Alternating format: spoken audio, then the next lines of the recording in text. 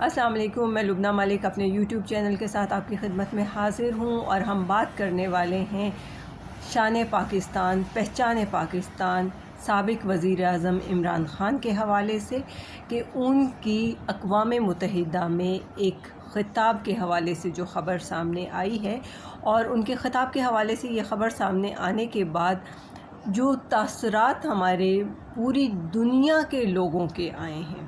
Definitely لوگ یہ چاہتے ہیں کہ خان صاحب خطاب کریں اور وہ اس خطاب کو سنیں، لیکن اس کے ساتھ ساتھ ہی خان صاحب کے لوگوں کے جو باتیں ہیں ان کے حوالے سے تو چیزیں آئی ہیں سامنے، لیکن جو عالمی رہنماؤں کی سٹیٹمنٹس سامنے آ رہی ہیں، عالمی رہنما اس حوالے سے کیا کیا کہہ رہے ہیں، وہ سب سے اہم بات ہے، اور وہ سننے کے لیے ایک بہت بہت مزے کی اور ہمارے لیے قابل فخر بات ہے۔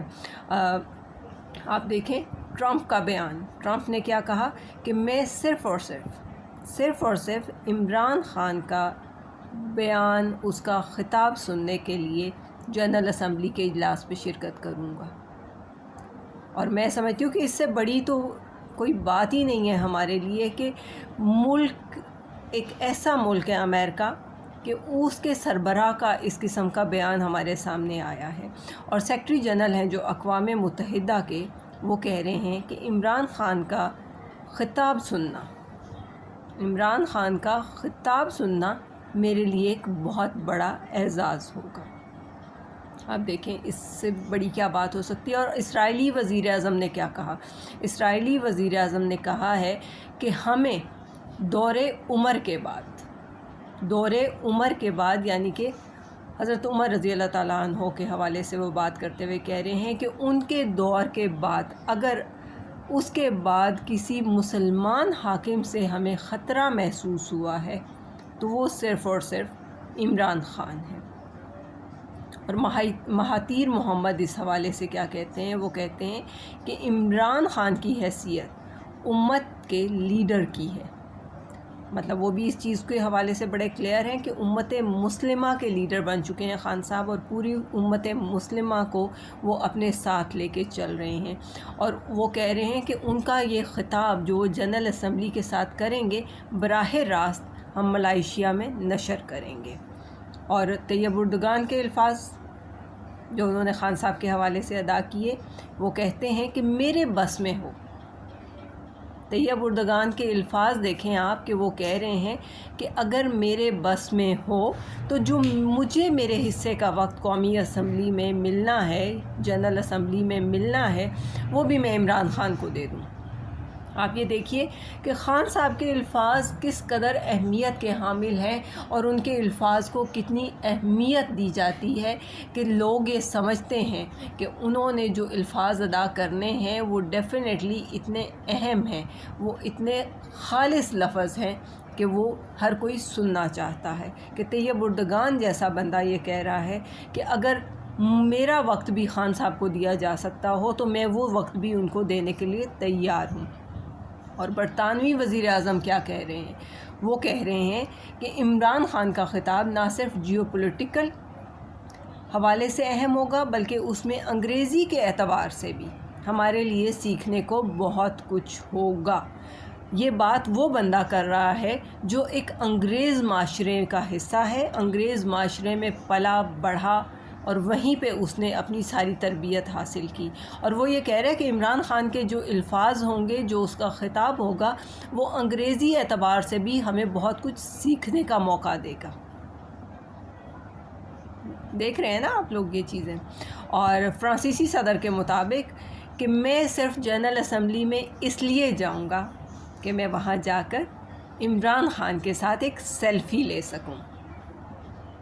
خان صاحب کے ساتھ تصویر بنانا، خان صاحب کے ساتھ کھڑے ہونا، یا خان صاحب کے ساتھ ہاتھ ملانا ہی لوگ سمجھتے ہیں کہ ہمارے لیے کس قدر باعث عزت ہے، لوگوں کے لیے یہ ایک بڑی اہم بات ہے۔ اور نریندر مودی نے یہ کہا کہ عمران خان کا خطاب ہمارے لیے موت کے مترادف ہوگا۔ یہ لوگ تو مر ہی جائیں، ان کے حوالے سے تو بہت کلیئر میں کہوں تو بہتر ہے۔ اور جرمن چانسلر کے مطابق اگر خان صاحب کی تقریر 10 گھنٹے بھی جاری رہے تو انہیں اس چیز پہ قطعاً کوئی اعتراض نہیں ہوگا. اور یہ بہت بڑی باتیں ہیں جو میں آپ لوگوں کے سامنے رکھ رہی ہوں. اور جو سعودیہ کے ولی عہد ہیں وہ اس حوالے سے کہہ رہے ہیں کہ ہم عمران خان کی تقریر کو خلیفہ امت کی تقریر کی حیثیت سے سننا چاہتے ہیں، اور ہم اس لیے جائیں گے وہاں پہ یہ سمجھ کر کہ عمران خان خلیفہ امت ہے.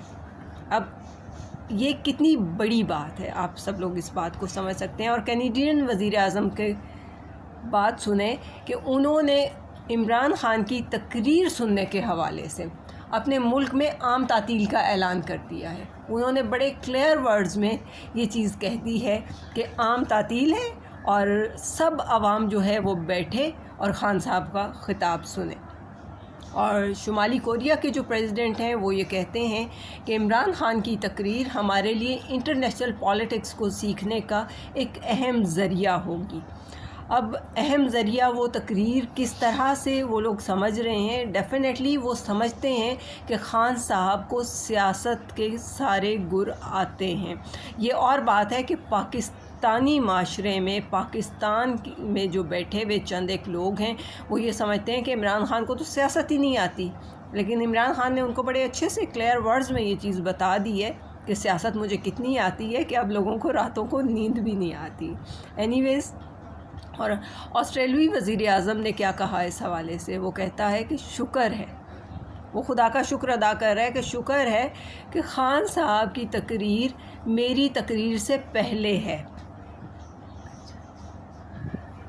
اس کی بات سنیں کہ وہ کہہ رہا ہے کہ شکر ہے کہ خان صاحب کی تقریر میری تقریر سے پہلے نہیں ہے، اور اگر خان صاحب کی تقریر میری تقریر سے پہلے ہوتی تو پھر کسی نے مجھے تو سننا ہی نہیں تھا، کیونکہ لوگوں نے خان صاحب کی تقریر سننی تھی اور اس کے بعد انہوں نے اٹھ کے جانا کی کرنی تھی کہ چلیں جی بس ہم تو گئے، اب کوئی چکر نہیں ہے کہ ہم بیٹھ کے آپ کی تقریر سنتے رہیں. تو یہ تمام وہ میں انٹرنیشنل لیڈرز کی بات کر رہی ہوں، ان لوگوں کی بات کر رہی ہوں جنہیں یہ دنیا جانتی ہے، دنیا پہچانتی ہے، اور اس دنیا کو یہ خبر ہے کہ کون کس لیول پہ ہے. اور یہ تمام وہ انٹرنیشنل لوگ بھی خان صاحب کے حوالے سے، ان کی تقریر کے حوالے سے یہ بات کر رہے ہیں کہ ہم خان صاحب کی تقریر سننا چاہتے ہیں، خان صاحب کے حوالے سے ہم بات کرنا چاہتے ہیں اور ان کی بات سننا چاہتے ہیں. یہ سب چیزیں ایسے ہی نہیں ہو جاتی، یہ سب چیزیں اس لیے ہو رہی ہیں کہ خان صاحب کو پاکستان کا لیڈر تو سمجھا ہی جاتا ہے، پوری امت مسلمہ کے بھی وہ لیڈر ہیں. اور یہاں پہ یہ جن لیڈرز کی میں اسٹیٹمنٹس آپ کے سامنے لے کے آئی ہوں، یہ امت مسلمہ کے لیڈرز کی اسٹیٹمنٹ نہیں ہے، یہ تمام دنیا کے لوگوں کی اسٹیٹمنٹس ہیں. تو اللہ پاک خان صاحب کو مزید عزت سے نوازے، مزید تکریم سے نوازے، اللہ پاک ان کے لیے مزید آسانیاں فرمائے. عمران خان زندہ باد، پاکستانی قوم پائندہ باد. بہت شکریہ.